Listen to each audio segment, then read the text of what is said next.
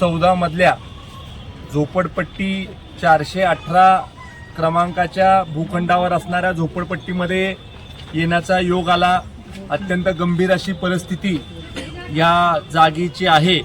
इथं सगळ्यात महत्त्वाची अडचण अशी झालेली आहे की जमिनीचा वाद असल्यामुळे कुठलीही नागरी सुविधा माझ्या बंधू भगिनींना इथं मिळत नाही।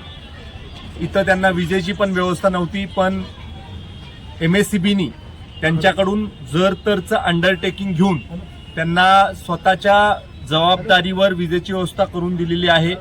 जो काही न्यायालयामध्ये आदेश होईल त्याला अधीन राहून त्याच धर्तीवर नियमामध्ये बसवून नगरपालिकेला देखील मी सूचना केलेली आहे की पिण्याच्या पाण्याचे नळ हे इथं द्यावे। उद्याच CO साहेबांनी या झोपडपट्टीतल्या सगळ्या ग्रामस्थांना बोलवून घेतलंय आणि उद्याच्या उद्या पाहणी होणार आहे आणि लगेचच त्यांना पिण्याच्या पाण्याची सोय आपण करून देणार आहे।